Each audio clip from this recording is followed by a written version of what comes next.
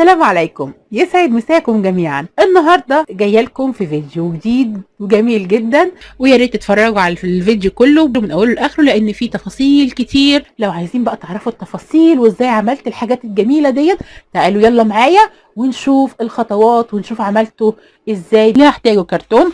طبعا هنجيب كرتون كبير اكبر من دي. طبعا احنا ممكن المقاس نعمله زي ما احنا حابين، دي حاجه اختياريه. هاجي هنا انا هوريكم الرسمه يعني كروكي كده، وبعد كده لان طبعا انا عاملاها كبير جدا فمش هينفع نعملها الا على الكرتون الكبير. انا هعمل المنظر ده زي ما احنا شايفين كده، هعمله على كرتون كبير.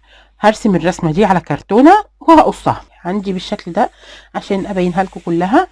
انا هحتاج من الرسمه اللي انا عملتها دي هقصها مره واقصها مره كمان على الكرتون، يبقى انا قصيتها مرتين. هاجي في واحده منهم هسيبها زي ما هي، والتانيه هعمل فيها ايه؟ حاجه من الاتنين، يا اما اجيب مسطره واخد مثلا مقاس 2 سم وامشي داير احدد 2 سم، او اوريكم طريقه اسهل. هجيب اي حاجه السمك اللي انا عايزاه، ده غطا بتاع علبه قطر. هاجي كده اي حاجه عندي اي مقاس انا عايزاه، وهاجي هبدا هرسم القطر دون او المقاس ده. همشي كده بصوا حته حته كده وارسمه، واجي امشي تاني وارسمه عشان عندي اللفات دي تبقى مظبوطه. هعمل كده هحط صبعي هنا وامشيها معاها سنه سنه. ممكن لو نعرف نعمل كده اهي، بصوا هحط صبعي هنا دي اسهل، وهاجي انا حاطه صبعي في النص سنده هنا اهو الكرتونه بيه، وهاجي هنا كده وهبدا القلم اهو وهمشي بيها بالشكل ده مع الكرتونه اهي اترسمت عندي باي طريقه بقى احنا حابينها. هنا بالشكل ده بعد ما رسمتها كده هجيب القطر وهبدا هفرغ الرسمه اللي انا عملتها دي. طبعا هنفرغ بالراحه عشان انا عايزه الاطار اللي بره بالشكل ده. هنا كده انا فرغتها اهو داير اهي، وهبدا هشيل الجزء اللي جوه اللي هو ده مش هحتاجه، هنبقى نعمل بيه حاجه تانية. هيبقى عندي انا زي ما قلت لكم انا عايزه 2، واحده هفرغها بالشكل اللي هو اللي فوق ده، والتانية هسيبها زي ما هي. دي كده اول حاجه عندي، ده الجسم بتاع الشكل اللي عندنا. هعمل ايه كمان؟ هجيب عندي كرتونه تانية بالسمك ده هوريها لكم اهي، دي اللي هتبقى الجنب اللي هنا هنلزقها بعد كده هنا كده عشان دي تبقى فيها ارتفاع بالشكل ده. دلوقتي هقص معاكم اللي هما الجنبين بقى، هنشوف هنقصهم ازاي. هعمل ايه؟ انا هاخد طول اللي هو الجنب، همشي مع جنب الحته اللفه دي واخد الطول. هاجي هعمل ايه بقى دلوقتي؟ هاخد 8 سم وهقيس المقاس 8 سم. هاخد من على الحرف ده 2 سم من جوه كده، وهنا من على الحرف هنا 2 سم، يعني الجزء اللي في النص ده 4 سم. تمام. هنا هو انا هبدا ارسمها للاخر عندي خالص. دلوقتي هاجي الخطوه دي مهمه جدا علشان الكرتونه تبقى كويسه معايا. هاجي هنا وهعمل جزء زي ما احنا شايفين بالعرض، بعرض المسطره كده، احط المسطره وهاخد بالعرض كده بعد مثلا 35 سنتي بالشكل ده. كده انا قسمت الحاجه اللي عندي. اللي انا هفرغه ايه بقى؟ الاول هشيل الجزء اللي هو الزياده. طبعا انا ده كده انا عايز 8 سنتي بس، ده اكبر من 8 سنتي. هشيل الجزء ده كده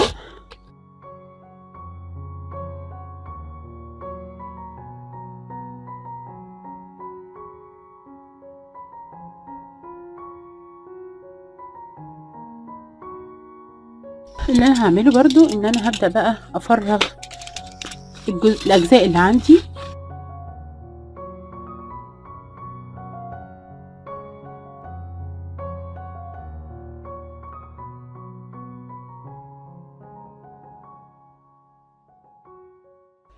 هنا كده زي ما احنا شايفين لازم يكون فيها الجزء ده عشان يمسك كده اهو. وهعمل كمان هشيل الجزء اللي تحت ده وهعمل الجنب التاني زيه بالظبط. انا في حاجه هعملها كمان، هاجي هنا هو في الحتت دي هنا وهنا هجيب خافض لسان، ممكن نعمل شيش تاووك او اي حاجه او حاجه خشب او كرتونه تانية. هعملها هنا زي دعامه كده عشان دي ما تتطبقش معايا. هكملهم ونرجع نشوف الخطوة اللي بعد كده هنعمل فيها ايه. دلوقتي هنا كده فرغت الجناب زي ما احنا شايفين، وفرغت دي كمان. الخطوة اللي عندي ان انا هبدأ اشبك الحاجات المفرغة في بعض، اللي هتفضل اللي هي الظهر السليمة دي مش هنيجي جنبها، هنركب دول في بعض. بصوا انا دي فكيتها سن، طريتها شوية بحيث ان هي تلف مع اللفات اللي عندي. تمام. اللي هعمله ان انا هجيب دي وهبدأ هلزقها هنا في الجنب من هنا كده. انا هحط غيرها، بس هحط غيرها مش مخفف، عايزين نلزقها بشمع نلزقها. انا حابة الزقها بغيرها. هجيب غيرة كده وهحط الغيرة على الحرف هنا زي ما احنا شايفين، حطاه تقيل مش مركز، وفي نفس الوقت حطاه كتير. هجيب عندي الجزء اللي هو اللي عندي ده وهبدأ هلزقه بالشكل ده. تمام. بس طبعا ايه، انا مش هسيبها كده، لو سبتها هتفك زي ما احنا شايفين، الغيرة لازم يتمسك شوية. فهمسكه ازاي؟ هجيب مسدس الشمع عادي خالص وهبدأ هحط من الزاوية اللي جوه زي ما احنا شايفين كده، عشان امسك كرتون في بعضه. الغيرة هيمسك كويس مش هيطلع خالص، والشمع هيمسكه لغاية ما يجمد بالشكل ده كده. هبدأ بقى الفها بقى كلها بنفس الطريقة، احط شمع في الركن بس كده عشان يمسكوا في بعض زي ما احنا شايفين كده. بقت عندي بالشكل ده اهي، الشمع محطوط من جوه وغيرها من بره بحيث ان هي تبقى جامده. تمام. ممكن نعملها بشمع بس مفيش مشكله خالص. طبعا لسه بقى احنا هنداري ده كله وهنظبط. هعمل الناحيه التانية نفس الطريقه ونرجع نشوف الخطوه اللي بعد كده هنعمل فيها ايه. هنا كده انا عملتها بقت عندي اهي بالشكل ده كده. طبعا هي لسه هتجمد لما نحط لها الظهر بتاعها. الخطوه اللي عندي دلوقتي لو عندنا تيب زي كده هنبدا نلزقه فيها.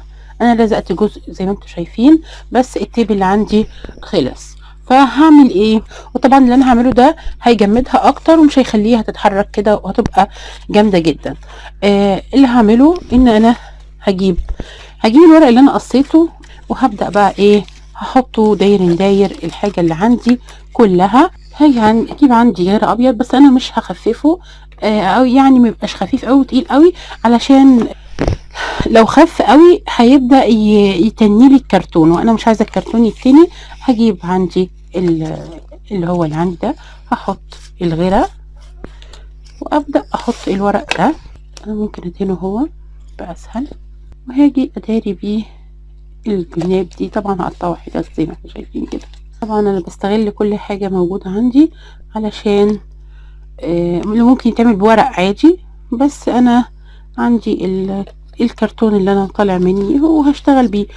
طبعا اللي انا بعمله ده هيجمدها جدا، هيخليها جامدة، وفي نفس الوقت هينعمل لي نظافة للشغل اللي في ايدي. هعملها بقى كلها من فوق ومن تحت ومن الجناب وكله، هخلصها كلها ونرجع نشوف الخطوة اللي بعد كده هنعمل فيها ايه.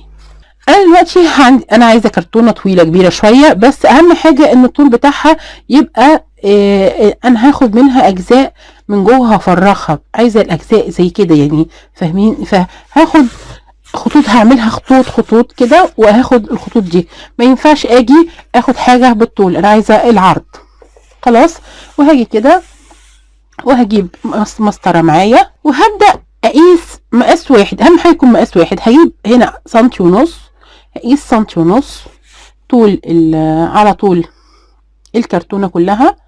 هنا في المسافه دي سنتي ونص بالشكل ده كده. انا قست سنتي ونص وهبدا هعلمها كلها سنتي ونص اللي عندي دي اهي، وهجيب القطر وهبدا اقصها وهقصه. ممكن ما اقصه بالمسطره يبقى افضل، لو قدرت ان انا اعرف اقصه بالقطر كده يبقى ماشي. اهي بقت عندي بالشكل زي ما احنا شايفين كده. اللي انا هعمله دلوقتي ان انا همسك الورق ده وهبدأ هفكه منها بالشكل ده كده. اما بتبقى الجزء رفيع بيتعمل بسهولة. والله بصوا حاجة وقفت معايا، ببدأ اشيلها بقلم او بحاجة اهو. وهاجي من الناحية التانية وهعمل نفس الحكاية برضو، همسكها وافكها. لو وقفت معانا نبدأ نسلكها بأي حاجة رفيعة كده اهي بالشكل ده. كده انا عملتها من ناحيتين بقت اهي.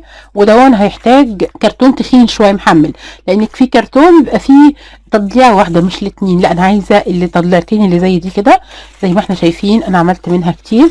في حاجه كمان انا عايزه مقاس تاني، انا عملت مقاس سنتي ونص وعملت دي مقاس 3 سنتي زي ما احنا شايفين.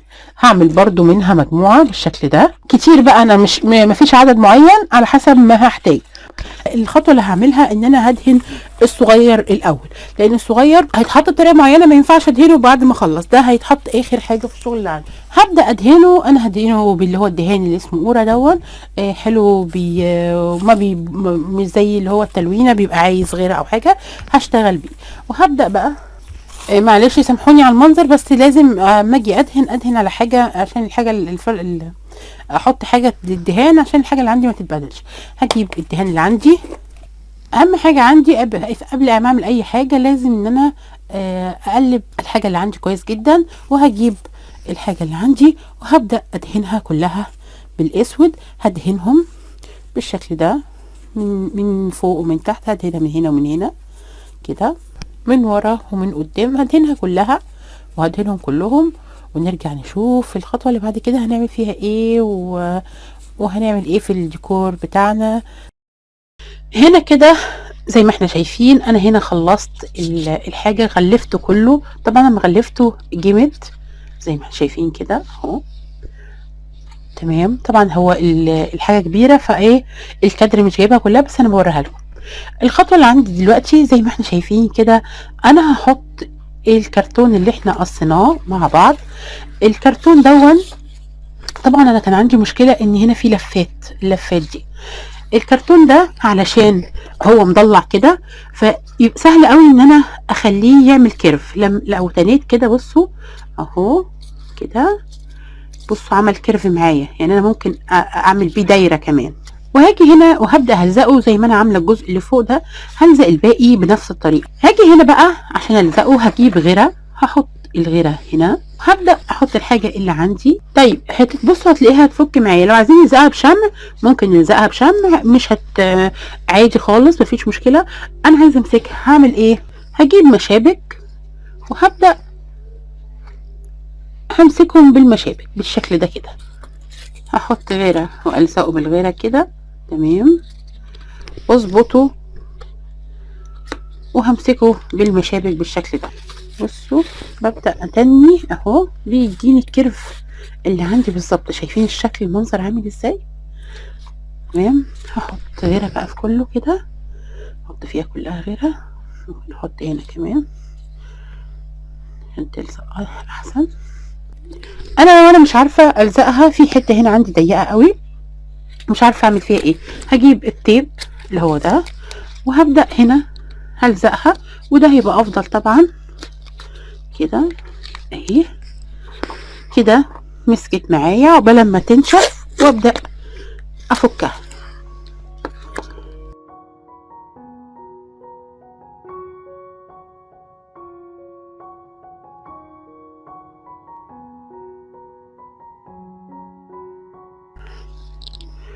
اهو كده وهبدأ هنا احركها عشان تلف معايا تاخد الكيرفات بتاعتها كده.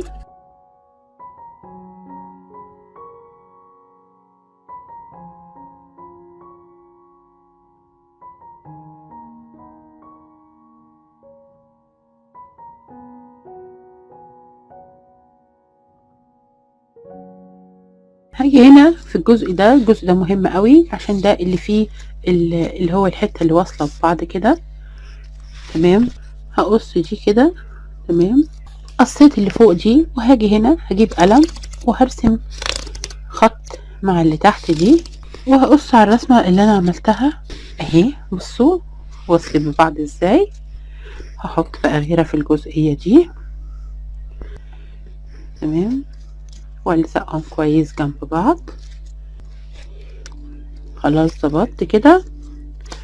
الزق بقى هرتب اللي عندي من فوق ومن تحت كده علشان تثبت على الشكل ده. طب انا عايزه اكمل بقى، عشان هكمل هعمل الجناب كمان. هاجي هنا، طبعا الجنب ده مش هعرف اعمله غير لما ده ينشف، الجزء ده ينشف واشيله، فانا مش هعمل الجنب ده دلوقتي. اللي هعمله هعمل الجنب اللي عندي اللي هو تحت. طبعا انا هغلفها كلها بنفس الطريقه عشان تديني منظر حلو. هجيب برضو عندي اللي هو الكرتون اللي احنا مقشرينه، وهبدأ هلزقها هنا برضو بنفس الطريقة. هنا كده زي ما احنا شايفين بقت عندي بالشكل ده اهي. انا غلفتها كلها من الجنبين. الخطوة اللي عندي دلوقتي ان انا هدهن الجزء ده. طبعا هو لسه فيه شغل، بس انا هدهنه عشان اعرف اكمل بقية الحاجة. هاجي هنا هجيب الدهان اللي عندي وهبدأ هدهنها بقى كلها، مش هسيب بقى اي حاجة فيها خالص. هدهنها من جوه ومن بره ومن جوه ومن الجناب وكله باللون الاسود.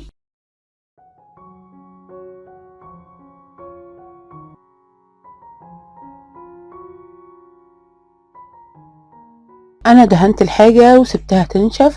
الخطوة اللي عندي دلوقتي هنا هو انا كنت جبت معاكم ده الجلاد بتاع الكتب. دلوقتي انا هاجي هاخد منه 2 كده او على حسب المساحة اللي عندي، بس انا هبدأ هنا ب2. وكمان انا كنت جبت معاكم ورق الكلك. اللي انا هعمله ان انا هجيب ورق الكلك اللي عندي وهجيب الجلاد دون زي ما احنا شايفين هو بلزق كده، فهفتحه سنة الاول، سنة صغيرة كده، وهبدأ ألزقه على ورق الكلك. هاجي على الحرف هنا عندي بالراحة وهبدأ ألزقه. أنا بلزقه ليه؟ علشان حاجتين.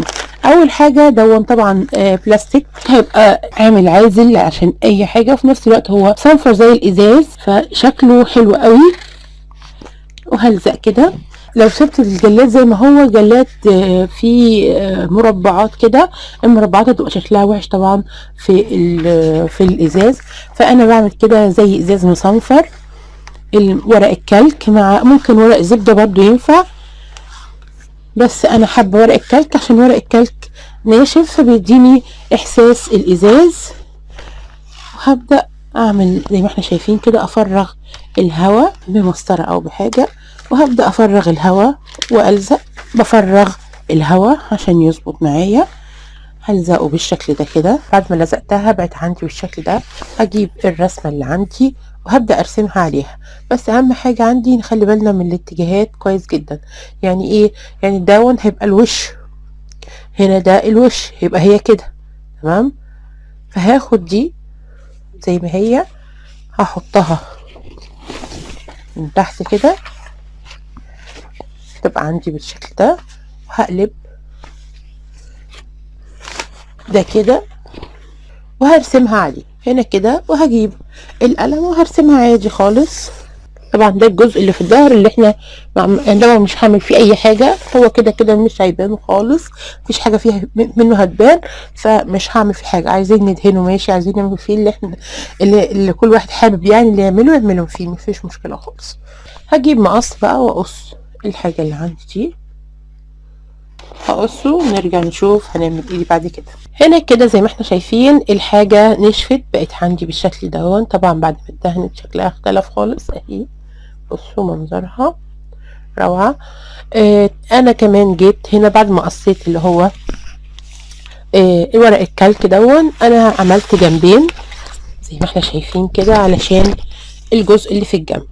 هنبدأ بقى نلزقه، نشوف هنلزقه ازاي. هاجي هنا هقلب الجزء اللي عندي ده، وهجيب ورق الكلك بالجلاد وهبدأ هحطه.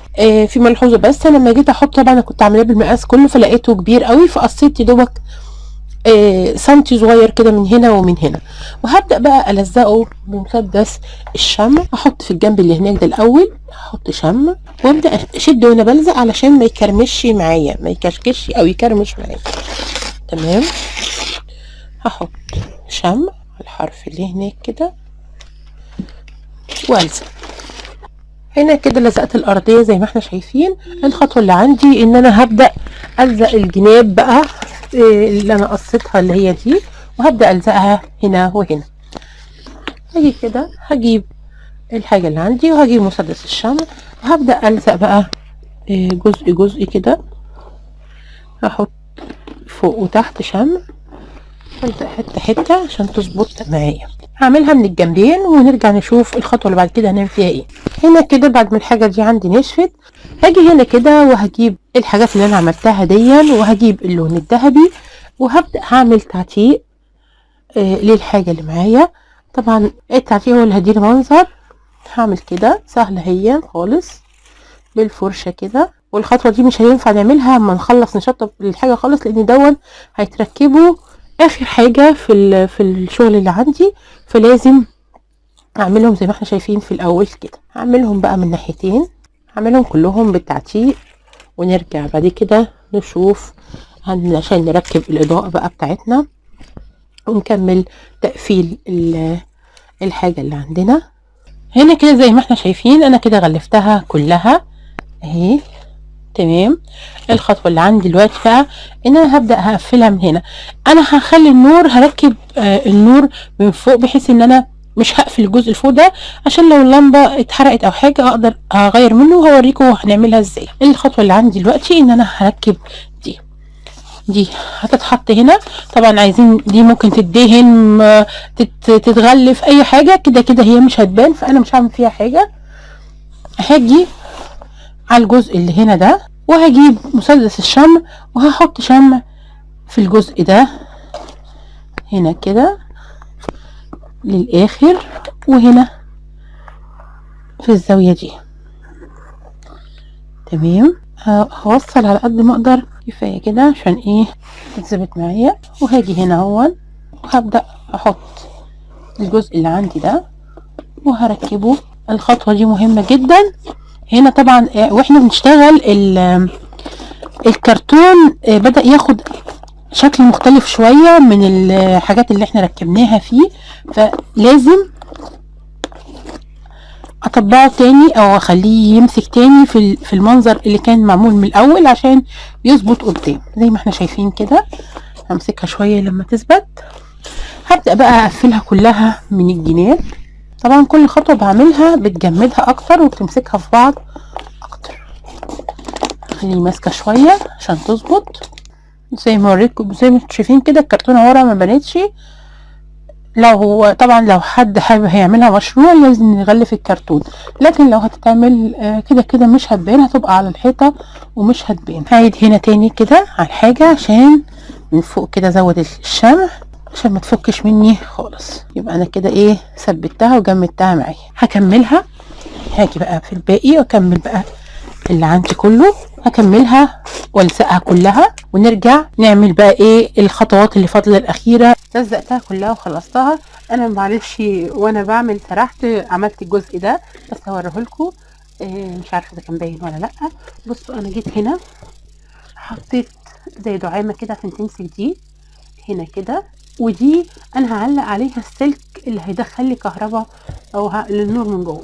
وجيت هنا عملت ايه، حطيت عيدان اللي هي خافض لسان علشان يمسك الكرتونه دي ما تتنيش تبقى جامده. يعني بعمل الحاجات دي عشان تجمدها.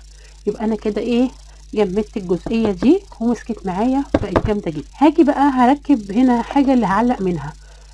احنا ممكن نخرم الكرتون ونعلق منه. طبعا العيدان الخشبيه هتجمد الدنيا معايا وهتبقى كويسه. انا بس حابه اعملها من بره. احنا ممكن نجيب في علقات بتتباع جاهزه. انا هنا هعملها بحلقة حديد زي ما احنا شايفين. هلزق الحلقة هنا كده عشان تبقى جامدة. هحط شمع عليها كتير وهلزق احط شمع هنا كمان، انا عايزاها جامدة جدا.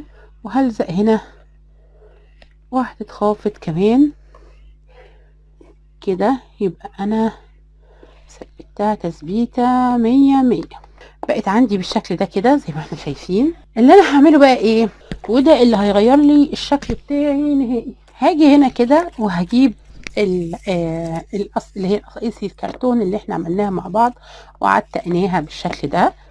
هنيجي هنا ونبدأ نحط الحاجة اللي عندنا. طبعا المنظر واضح احنا بنعمل ايه بالظبط. تمام.